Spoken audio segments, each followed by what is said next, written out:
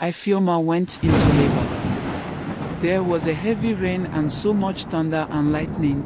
The thunder and lightning were so intense that everyone became scared, but Ifeoma knew that everything was going to be okay.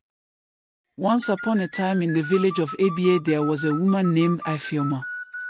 She was a kind and gentle woman, but she was also a very sad woman.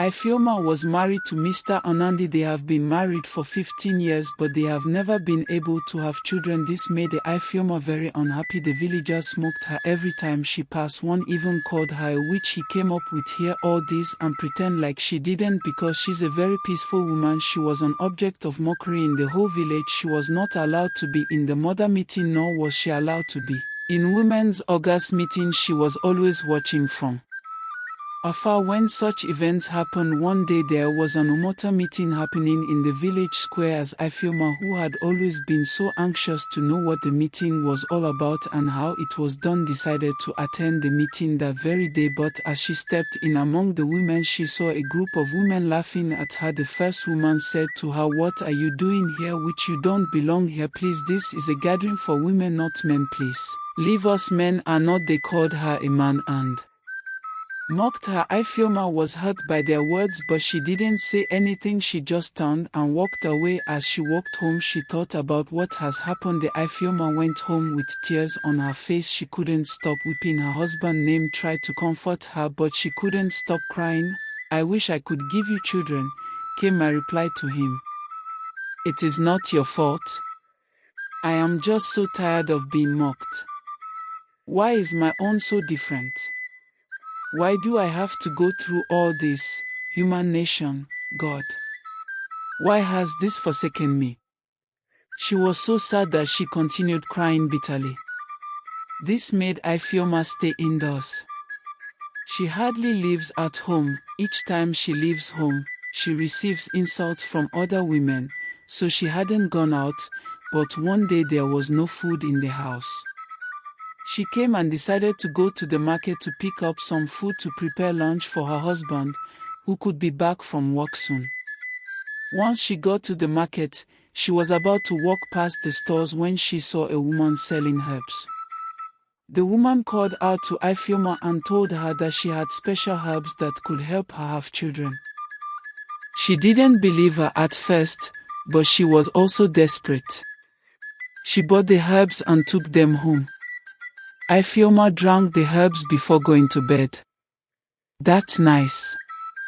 Ifeoma had a dream. In her dream she saw a woman coming towards her carrying a baby. The woman said to her daughter, "Your prayers have been answered. You will soon be a mother, very soon. Do not cry." Henceforth she took the herbs again the next day and the day after that. 2 weeks later he came and discovered that she was pregnant. She was so happy that she couldn't believe it. She told her husband the good news and he was overjoyed. After 8 months it was almost time for Ifeoma to give birth, but the night before she was meant to give birth she had another dream. In her dream she saw the same old woman she had seen before. In her dream the woman said to her, "By tomorrow night you will give birth a baby girl and a special child. Everyone will be envious of her. She will do things that no one has ever done, but you must never cut her hair." She woke excited. After some time, she became curious about why she was asked never to cut her daughter's hair, but she didn't take it seriously, and she went on with her daily duties. That evening, Ifeoma went into labor. There was a heavy rain and so much thunder and lightning. The thunder and lightning were so intense that everyone became scared, but I knew that everything was going to be okay. She had a special child inside of her, and she was going to do great things. She came out after going through a lot of complications. Finally, she gave birth to a beautiful light-skinned baby girl. She and her husband named Hankem. The villagers miss us. They have never seen anything like this before. They stopped mocking Ifeoma and started to praise and congratulate her, but some villagers were spreading rumors about what happened the previous night. Some said that the strong lightning and the heavy downfall were a result of Ifeoma's daughter and that it was a sign of bad luck. Ifeoma ignored the rumor and focused on raising her daughter. Nkem grew up to be a beautiful and intelligent young woman. She was so beautiful that her peers were jealous of her beauty. She was also very kind and compassionate. Ifeoma was so proud of her beautiful daughter, Nkem. However, she didn't know that a real man was born with spiritual powers. One day Nkem caught her daughter talking and laughing in her room. She was so surprised that she asked her, "Who are you talking to?" She replied, "I am talking to my friends." The Ifeoma was shocked. She asked, "Who are your friends?" Nkem pointed to the wall. She came and looked around the house, but she saw no one.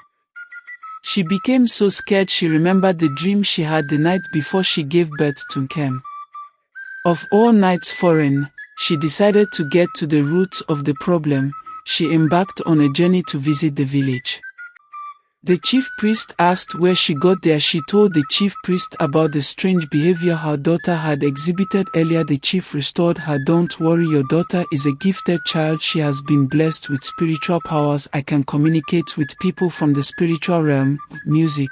She possesses spiritual powers to redeem, to feed it. So Gomo, don't be scared. She is harmless." Disappointed, still not convinced by what the chief priest taught her, when it came, she saw different types of gifts in front of her doorstep. She saw full stuffed goals and different kinds of gifts inside each basket. She was so surprised and she asked them, "Brought this just here?" And they told her it was a token of appreciation for the disease of her dear daughter Nkem. Her daughter has been going around healing people in the village. Ikea was amazed.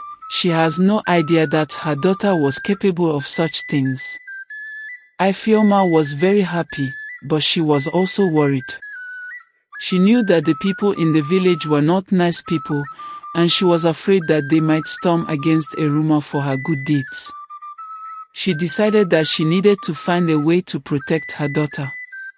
When Nkem got back home, her mother tried to stop her from healing people, but Nkem insisted that she had to continue because it was her destiny. She was disappointed, but she knew that she could not stop her daughter.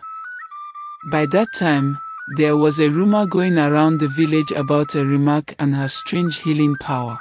Morning, when Ifeoma, Nkem's mother, was going to the market, she had people saying that Nkem was a witch who was killing people after healing them. She was horrified and was not happy. She spoke to her husband, Mr. Namdi, about it, but he told her to let her daughter be.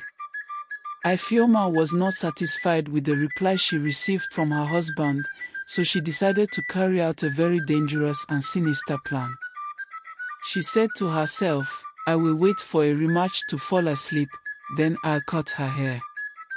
Maybe cutting her hair will make her lose her spiritual gifts and powers." She smiled.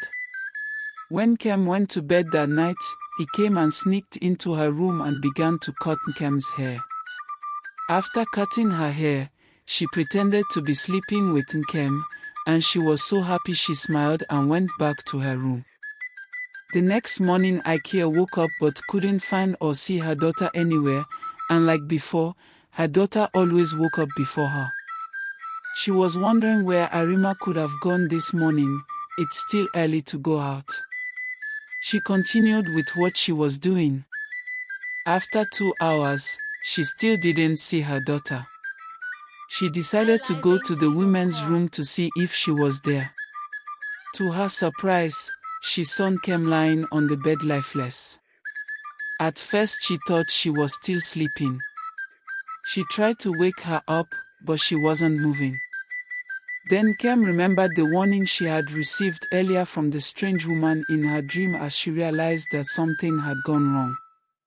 Getting the secret from her husband, who was away from home, she dressed up immediately and set out on a journey to visit the community chief priest.